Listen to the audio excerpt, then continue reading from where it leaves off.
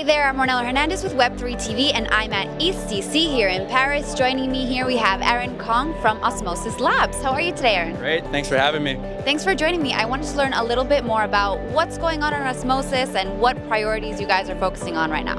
So currently what's going on in Osmosis, we have recently just shipped CL, which is what we're calling a supercharged liquidity, which is essentially an iteration on the Uniswap V3. We have it changed up a little bit. It's a lot more nuanced and granular, so you can go much more in depth with the ticks.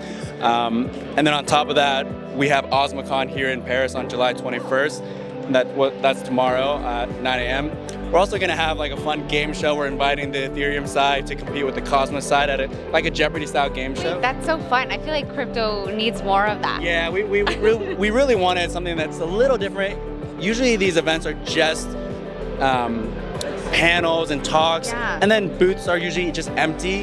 And booths are not low value, but they're definitely overstated. We wanted people to be able to engage and have fun, and there's sometimes a lot of drama in crypto Twitter, and we wanted a place to allow that to be flushed out. So we're also having a boxing ring. Oh my god! With 5 or 6 matches between different entities or teams or people that have beef, or just for fun. So we're also people that have beef. Exactly, but like fun beef. But it's a fun way to squash it. So that's at 4 p.m. tomorrow as well. And the gloves are gigantic, like inflatable gloves. They're not actually going to be very harmful, but I'm sure you can still push people around.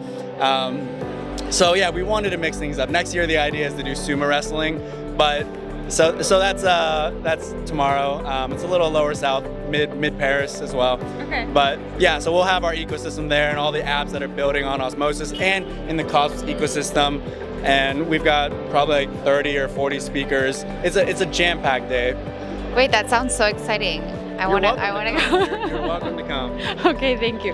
So tell me a little bit more about the relationship between Osmosis and Cosmos and how you guys sort of help each other to build the ecosystem. Yeah, so there's a lot of confusion when it comes to Cosmos. A lot of people view Cosmos similarly or comparable to Polkadot, where it's this hub and spoke, and Polkadot has all these parachains like Moonbeam and Akala and maybe not Manta, Mantra, I forget what it's called, but there are all these ones, and I partook in those parachains, but it's not the same. Cosmos should be viewed as this tech stack, or this essentially this ecosystem that interoperates with each other. Okay. But most of these teams in this ecosystem are these they're their own sovereign blockchains. So Osmosis is its own layer 1 blockchain. Juno or Stargaze or Noble coming soon, or no, they're actually already live, I believe. Or Archway or Say or Celestia. These are all their own individual layer 1 blockchains, but they all can interoperate with each other because they have this standardized communication method called IBC, which stands for Inter-Blockchain Communication Protocol. It's basically the most robust bridge in crypto, and you can think of it like shipping ports around the world. These shipping ports, these people, these locals, they don't speak the same language as these shipping ports in the other countries necessarily, but they do have the same standard of shipping. So the shipping containers, the ships, they can all move cargo in the same manner. Whether you're going from Shanghai to San Francisco to Portugal, wherever you're going, they all use the same operational standard. Yeah. Oh, I understand. That's a good analogy. So, but in this case, it's data that's moving around. Yes, okay. Exactly. So this way, with the blockchains that are built with the Cosmos stack, they essentially have the same communication method. And I don't even know, I'm not the most technical person. I don't know if my terminology is always correct, like Cosmos stack, tech stack, IBC, Cosmos. It's better to use simpler language, honestly, because then we can understand it more. Okay, and so then tell me a little bit more about your role and maybe what your vision is, what you hope to happen by being a part of Osmosis and what you want to see in the future for the industry. So maybe like getting a little more into what Osmosis is will help that question a little bit. But so Osmosis is right now kind of seen as this DeFi hub within the Cosmos ecosystem. I think it's like 80% of the market share. Most of the volume is driven by Osmosis.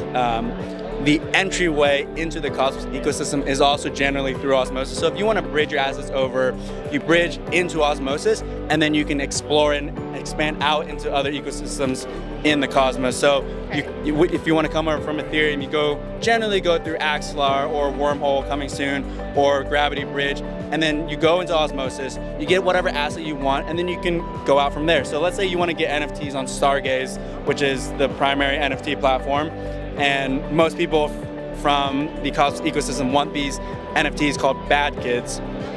And they're these... Do you have them? Do you have any? I have one that was gifted to me, and I'm never going to sell it. But they're quite the hit. They're very popular, and they're also coming to OsmoCon tomorrow and having a talk. But they are essentially these profile pictures that look like kids' drawings, and they look like you just drew them with a crayon, and they look horrendous, but they're beautiful at the same time. So you can bridge over some assets from Ethereum, come to Osmosis, swap it for USDC or USDT. Native USDT just launched a few days ago via Kava. They have a relationship with Tether, and you can swap your assets for some Stargaze tokens, and then go over to Stargaze and buy an NFT. But these all happen through Osmosis. So if you want to enter to Sommelier, which is another blockchain, or if you want to enter to Mars Protocol, you go through Osmosis. Do you think that we need so many chains and protocols? I mean, at the moment, I know everyone's trying to build their own, but what's the purpose of having so many different chains? So the reason there are so many launching in the Cosmos ecosystem is because it's seen as this app chain thesis. So the same reason as why DYDX is doing it, they're specifically coming over for one purpose, and that's to launch. They're building their own. They're launching their perpetuals, and they want to migrate everything over to their Cosmos-based blockchain.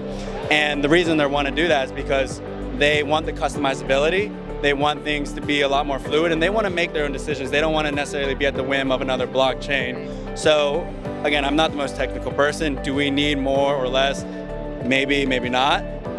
But all these teams building are doing it for a reason, and they believe this is their right move.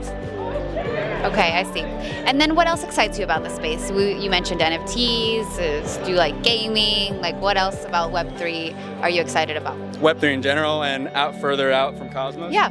So for me, like, my role is primarily to focus on the growth side of Osmosis, whether that's working with these teams to build, whether it's making sure the relations stay strong and that we can collaborate and build out an ecosystem, or whether it's to do these interviews and get the word out there about Osmosis.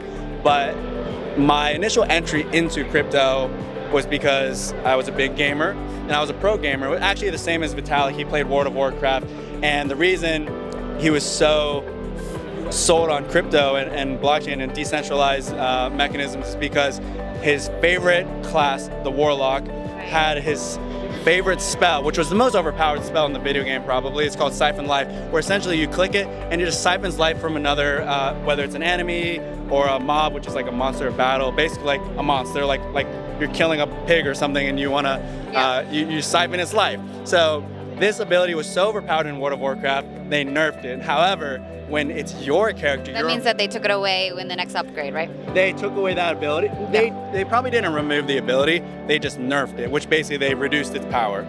So for him, of course, he's not going to be happy about that. For the rest of World of Warcraft, they're probably going to be happy about it, because when they're fighting a Warlock, they're not going to be as unhappy. So I was a professional gamer in that video game, and when I was playing that video game, I always see like there's this whole world, this ecosystem, hundreds of thousands, millions of players, and they all interact, but it's all this centralized interaction. Whether you go to the auction house and you buy items, I want to see the digital world come together in a decentralized manner, permissionless. So whether this auction house that you're interacting with thousands of people on and selling items, they could be NFTs. Or you're transferring money in game, but that's actually real money, and you're actually sending maybe USDC or USDT or just a new stablecoin or just some token that actually has some value. And to me, that would be the dream come true, is to see the digital world, the digital gaming world, kind of become the singularity with the real world. Now that's many, many years away. That's something that I will work towards. But that's a big pipe dream for me. All right, I love it. And did you see Vitalik speak the other day here? I did not. I was here yesterday, but I think I probably missed his talk.